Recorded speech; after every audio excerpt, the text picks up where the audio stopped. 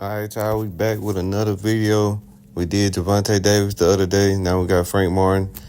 And I like Frank Martin. I really, really do like Frank Martin. I like his personality. And Frank Martin is a good fighter. You can tell that he didn't start as young as Javante. He started around 15, but you just can tell he got a really high IQ when it comes to boxing, when it comes to fighting. And you can tell he trained hard. That's one thing I never had to question about Frank Martin. You don't really have to question it about Javante Davis, but Frank Martin, you can tell he's a hard worker. He's gonna work hard. You can tell he listen. He's one of those fighters that listen. He listened to his trainers. He listened to his coach, and I like that about Frank Martin. Now he doing the correct thing, working out his neck. He gonna need a stronger neck for Tank. Even though Tank don't dump that hard, and you seen Ryan Garcia and them say that like Tank punches don't hurt throughout the fight. He just catch you with that one punch right on the chin, and you can be out. So Frank Martin doing the smart thing, working on his neck. And Frank training is a little different. He don't work the heavy bag that much as I've seen other people do, which is, I don't really know. Working the heavy bag is cool, working on power and stuff like that, but in a lower division, speed is power. So you'll see Frank Martin doing a lot of shadow boxing with weights in his hands. He usually have like a 10-pound dumbbell or a 5-pound dumbbell, and he'll do shadow boxing for a while, like rounds. So I think that's smart, because when you're in the lower division, speed is what you really, really, really need, because the punch you don't see really is the one that knock you out, but the speed got to be on a different level in the lower weight classes. So he's doing the smart thing, working on speed. The one thing I do not like about Frank sometimes is I feel like he pillow punches too much. Like, he's an accurate fighter. He land punches, but I feel like he don't put that much power on his punches. You can see it on the pads. He kind of pillow punching right there, just trying to get down his rhythm and the combination. But I would like to see him put more power behind his punches. Like, even right now, it's like he's still not punching that hard. He's not punching hard as he can, really. He's still kind of like pillow punching to me. That's the only thing I'll say I do not like Frank Martin when he train like that. Oh, I feel like he should switch that up. Is putting more power behind his punch and putting his whole body into the punch.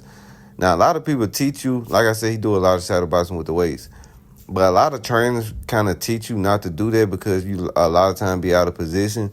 But if you really work on it and train on it, you'll learn how to get your hands back faster. So I think that's one thing Frank Martin should really try to work on, is putting his whole body into his punches. Sometimes he don't. Sometimes he do. But he don't do it nearly enough. And I feel like that's why he don't got a bad KO ratio. He got 12 knockouts out of 18 fights. That's not bad, but it really could be better. Like, Frank got the skills to do anything or everything that you would want a boxer to do to be able to win. He got the skills to do anything. He's very athletic. He can move around. As you can tell, he really calm. He know how to set up the body punches. But like I said, he sometimes do not throw those punches hard enough, and that's the reason a lot of his opponents, the last two fights, it went to 12 rounds. And Frank Martin had hurted these guys in that fight, but he somehow couldn't get them out, because I think Frank Martin ran out of gas because he's not used to punching that hard. So a lot of times, if he hurt his opponent and he don't get them up out of there, they tend to stick around a little longer. And when you find somebody like Javante Davis, you don't want to do that. Now, Frank Martin do a lot of plyometrics. He do a lot of and like I said, Frank Martin is an athletic fighter, so it makes sense that he do a lot of drills like this, a lot of plyometrics. He work out on moving a lot, and he's an athletic fighter, so you can see it in the fights that you can tell he trains like this, or train on being flexible, being able to move different angles.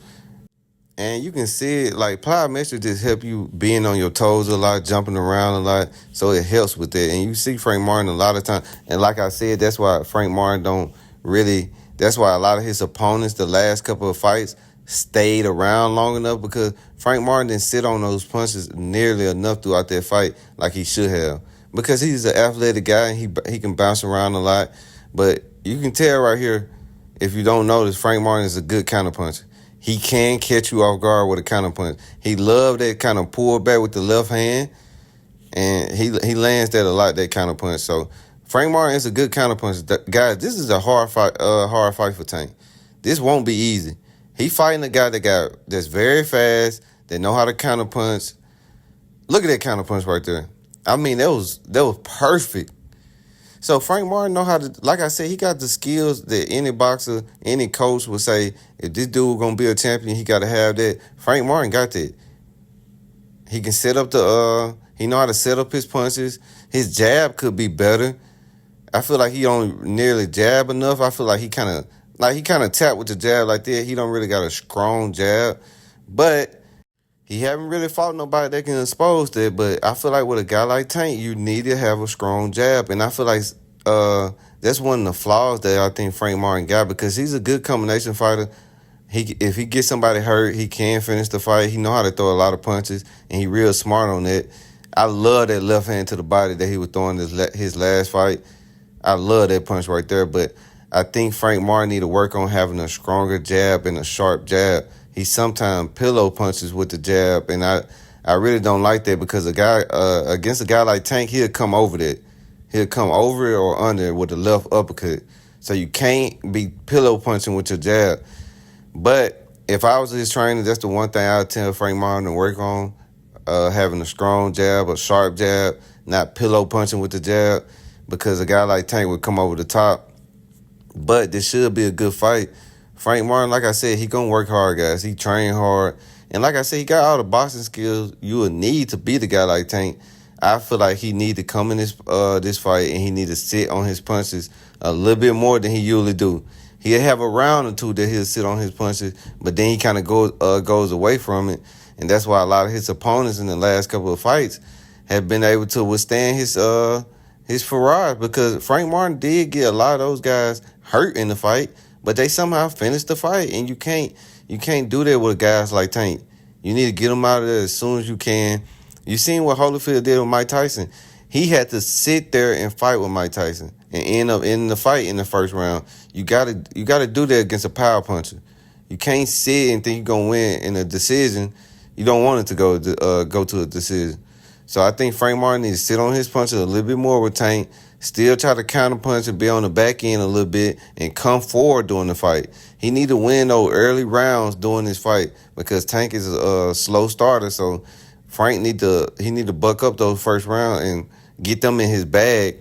But he needs to try to finish this fight. If you watch the Tyson Fury and Wilder fight, the second one, you seen how Tyson Fury changed that whole fight.